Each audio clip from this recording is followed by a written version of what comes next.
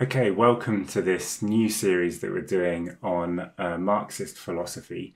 The way this is going to work is it's going to be a series of talks about 15-20 minutes long throughout the weeks, which will go through all of the key aspects of Marxist philosophy, the different key concepts, the different logical ideas, and the arguments to back up Marxist philosophy. And if you watch all of these videos, you should come away with quite a good understanding of Marxist philosophy as a whole and how we use it to explain the world around us. Now, why do we discuss philosophy as Marxists?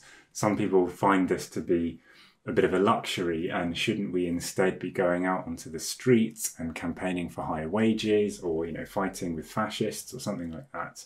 Well, obviously we do those things as well. The two are not mutually exclusive. But it is essential to be absolutely clear about our philosophical ideas, because we're fighting to change the world fundamentally, not just to improve things a bit, to end this or that problem, but to liberate humanity ultimately from inequality, injustice, oppression, etc. And that requires that our worldview is as thorough, as deep, as thorough, as realistic, if you like, and as long-term as possible. So not a view which is sort of seduced by short-term, solutions, by prejudices or anything else, like any kind of illusion, basically. Our goals are far more ambitious than, any other political movement in history, really. So therefore, of course, we need to have, and everyone has a philosophy, not least any political movement obviously has a philosophy, and we have to be absolutely clear about what ours is. So today's session is just going to be an introduction, and especially going to be focusing on materialism, which we'll also go into in more detail next week. So Marxism is a materialist philosophy, thoroughly materialist, unambiguously materialist. And that means that we think that matter exists independently of the mind. Okay, so there is only one reality, and that is the material reality, which of course many people accept in one form or another, and in most people's daily life, obviously that's the assumption. But for us, this means that there is no other reality. There is no world, no spiritual realm, there is no God or anything like that.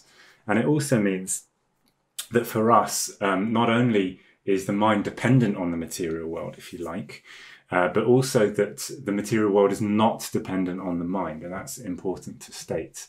In other words, the material world existed prior to the existence of thinking beings, in other words, humans, which again seems obvious to state. And yet in philosophy, this is not necessarily the most predominant view. In fact, I would say that in the history of philosophy, the most prevailing outlook is idealism, which is the opposite of materialism. And that is the outlook essentially that in one way or another, because there's many kinds of idealism, but that is the outlook that ideas or thoughts are somehow independent of material reality, or at the very least that material reality cannot be independent of thought. So perception almost makes the world, essentially. Without perception, without something to perceive the world could not exist. And one sort of cliched and very famous example of this is the question of whether or not, if a tree falls over in the woods and nobody is there to hear it, does it really make a sound? Well, a Marxist, a materialist would answer unequivocally, yes, of course it makes a sound. It just means that nobody happens to experience that sound. It still, of course, happens. If that sound didn't happen, then how on earth could somebody experience it if they were there? And so, idealism is actually really the dominant philosophy in the history of philosophy. As I said, there's many kinds of it. And that might seem weird. Like it seems obvious that the material world exists independently of us. So why is idealism in its various forms so predominant? I would say there's really two main reasons for this. The first, I think, is the abstract character of thought itself. What is it to think? Well, to think is really to generalize and to make abstractions. So if you have an idea of something, then that means that you have generalized it. So if you have the idea of a chair, that means, of course, that you're not beholden to this particular chair in front of you, but that the idea of it kind of is embraces all chairs, and that's what it is to have an idea of it being a chair. Otherwise, it's just a purely individual object that happens to be in front of you. That's what thinking is. It's generalization and it's an abstraction, if you like, which is an enormously powerful thing, of course. But there is a kind of a danger of this, which is that through abstracting and generalizing, the abstraction can come to seem almost independent of or even greater than the thing that it is abstracting from. In other words, our ideas, such as our idea of a circle, seems almost more perfect, and for some philosophers more true than the imperfect circles that we actually find in the material world. And I would say the other reason for the predominance of idealism is the existence of class society and exploitation inequality. Once you have class society, there is a layer of society, a privileged layer, that doesn't have to work physically. In fact, it doesn't necessarily have to work at all. It lives off the work of others. This layer of the, if you like, the leisure class, the ruling class, that is, of course, deals more in ideas and is more highly educated throughout history. And therefore, it's natural, if you like, that such a class would justify its existence by elevating ideas and the world of ideas above that of the grubby world, the dirty and imperfect world of manual labour, and generally the struggle for survival. And so the outlook of professional philosophers throughout history has tended to have this kind of elitism, if you like, and I think that is expressed in idealism. Now, materialism was not discovered for the first time by Marx and Engels. There were many materialists before them. The first philosophers, in fact, were materialists, the first ancient Greek philosophers, that is, people who specifically dedicated themselves to philosophy, such as Thales or Anaximander or Heraclitus. These people were essentially materialists. They attempted to explain the world only through the world itself, through natural forces alone. They didn't resort to spiritual forces or gods in any way. Of course, their ideas today, in some respects, are very outdated, although in many respects they are extraordinarily ahead of their time, with some brilliant insights. And this layer of philosophers, I think, reflected the development of ancient Greek society at the time and the development of commerce, basically. And then you had a class that was a very worldly class, dealing in mathematics and developing the world, and with a sort of highly educated, essentially. And I think that such people tended towards materialism. And I'd like to draw your attention to this quotation from Engels that I think sums up this outlook, really, this early materialist outlook, where he says that when we consider and reflect upon nature at large, or the history of mankind, or our own intellectual activity, at first we see the picture of an endless entanglement of relations and reactions, in which nothing remains what, where, and as it was, but everything moves, changes, comes into being and passes away. This primitive, naive, but intrinsically correct conception of the world is that of ancient Greek philosophy, and was first clearly formulated by Heraclitus. Everything is and is not, for everything is fluid, is constantly changing, coming into being and passing away. Now that this conception was essentially this outlook, this sort of essentially correct, but perhaps rather abstract outlook, or was really the outlook of the first ancient Greek philosophers. And as I said, it was a materialist outlook, and it's one that I think Marxist philosophers still draw inspiration from today. However, following that, philosophy moved in a strongly idealist direction. You had the most famous philosophers such as Plato that were very much idealists, reacted against this early materialism. And there are various reasons for this. And I don't want to denigrate Plato's ideas because he was a brilliant philosopher. But one, I think, reason for this kind of idealism, and I think this explains a lot of, as I said, the trend of idealism in history, is a kind of a prejudice, really, against work and against the ordinary people. For example, Plato was just referring to the world of work and people who laboured. He said, "It," meaning work, "accustoms a man's mind to low ideas and absorbs him in the pursuit of the mere means of life." And his outlook was essentially that basically the mind is to the body or the material world as the master is to the slave. You know, the educated person to the uneducated person. And you can see how these people, again, going back to what I said before, that's how they looked at the world, as a kind of the material world rather, and the world of work as beneath them, essentially. Whereas those who understood ideas and theories were, of course, higher people. And therefore, naturally, the world of ideas was a higher world. That's really essentially was their outlook. And throughout the history of philosophy, there has also been a prejudice, I think, in which matter is seen as sort of inert, without any animating force, and essentially meaningless, and merely there for mind to order it, if you like. So, for example, Kant, who's skipping much further ahead, a much later philosopher, also a different kind of idealist, but essentially an idealist, or at least somebody who straddled idealism and materialism. But I would say was essentially an idealist. In the Critique of Judgment, he says the following: "The possibility of living matter cannot even be thought.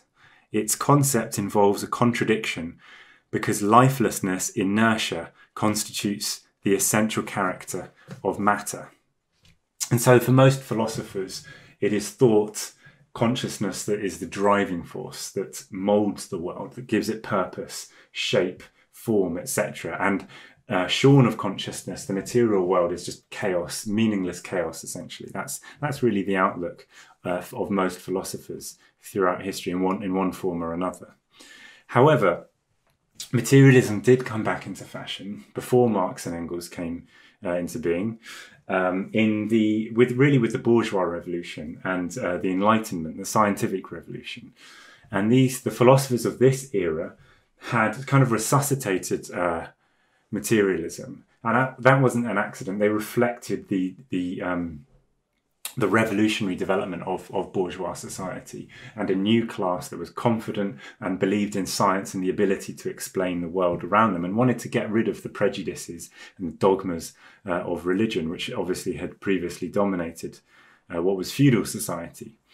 And this was a huge step forward and really laid the basis for the ideas of Marx and Engels. And they made many brilliant discoveries. However, there was a limitation to this materialism, and it's what we refer to as mechanical materialism. It was, would we put it, a kind of passive materialism in which it's almost like they went to the opposite extreme in a one-sided manner, whereas the idealist emphasized that mind shapes matter and matter is completely inert. These materialists tended to go a little bit far in the other direction. They, in their keenness, and fundamentally a correct idea this is, their keenness to describe the fact that humans are moulded by the world around them, they're conditioned by society and material forces, which of course we agree with. But in their keenness, they perhaps overstressed that and tended to describe consciousness as completely inert, essentially, and as just a sort of passive reflection of the material world. Marx criticised this in his famous theses on Feuerbach, where he explains that, well, yes, of course, humans are taught or conditioned by the material world and by other people, but then who teaches the people that teach them? And what Marx is getting at is that the trouble with this kind of mechanical materialism, in which the world was described as in a rather simplistic way, in which, you know, one force just sort of smashes into another, and the inner impulse of the material world is not really described. For example, the ideas of Newton, you know, describing very well and in a revolutionary way the laws of, you know, the movement of the planets, for example, in the solar system. This was, of course, a revolutionary development. However, the whole thing was rather simplistic in a sense, a very linear kind of system, which ultimately required an external mover to make it, to give movement to the system as a whole. So once the solar system is moving, then of course it all works perfectly. The laws that he discovered perfectly describe how the planets move. But why they started moving is inexplicable from this point of view. There's no inner impulse, if you see what I mean. And therefore, it required God, essentially. This philosophy required God or some initial mover to set the whole thing in motion. And this really, I think, was the general problem of this kind of philosophy, this mechanical materialism. It went so far in describing the world, but the science was still at a very limited level, of course. It was a new discipline, really. And there was only so much that it could describe. And as a result, it tended to fall back into idealist explanations for things. Similarly, if you think about this stressing that human thought is conditioned by the material world, but doesn't necessarily condition the world back. In other words, it's very, very passive. The trouble with that is it assumes that the human mind actually is not part of the material world and is only pushed and pulled by it, but doesn't exert any force back. But of course, a revolutionary Marxist position would explain that, well, actually, humans are part of nature as well. We are only natural beings as well, and we inhabit the natural world. So whilst the natural world exerts an enormously powerful influence over our lives, obviously we have to, as natural beings, we have to feed ourselves, we have to eat, we have to house ourselves, we have to struggle just to survive. This is absolutely, this is the way to look at humanity. But what flows from that is that we are also part of that material world and in turn can and must change it. And therefore it's a little one-sided just to say that we are influenced by the world as if we don't change the world ourselves. And indeed, this is the revolution of Marxist philosophy of dialectical materialism, because it explains that we change the world and that it's in changing the world that we change ourselves. And that is really the secret to human development. So to sum up this introduction to materialism, Marx and Engels took materialism further, took it forward by showing that really that the material world is an active force and that humanity is also an active force and is not outside of the material world or some sort of spiritual thing, but is part of the material world. And the way in which we labour and put our ideas into practice, if you like, or put our desires into practice and change the world defines who we are and develops society and with it history. And so for the first time in philosophy, a realistic picture of humanity and of human society was developed by Marx and Engels. Marx describes how, again in the thesis on Feuerbach, that humanity or that human nature doesn't exist sort of in an ahistorical character, outside of the natural world in each person, like in their soul or something. Human nature is merely the ensemble, as he says, of social relations. It is the product. It doesn't reside in any one person fully, but it's the product of all of humanity interacting with nature and with the rest of humanity in order to survive, and in doing so, changing human nature in history. And this revolutionary outlook, really, I think, is the best possible explanation of, and the most accurate explanation of thought, really, and the role of thought in the natural world, which is how we should see it. However, idealism still exists. Religion exists, of course, but not only that, but in the realm of philosophy, idealism not only still exists, but is probably still dominant. 20th century philosophy is largely dominated by variants of subjective idealism, which we will discuss in later weeks. And for example, postmodernism tends to assert that that the individual, or that humans kind of create truth by the way that they think or talk about things, rather than truth existing independently of us. And that is an idealist position. But why does this still exist? why does this, in my opinion, fundamentally unscientific outlook still exist and even dominate? Well, as far as I'm concerned, it's ultimately because of the persistence of class society. It's because we still live in a society characterized by inequality, injustice, and in which humanity doesn't control its own fate, or doesn't consciously control its own fate.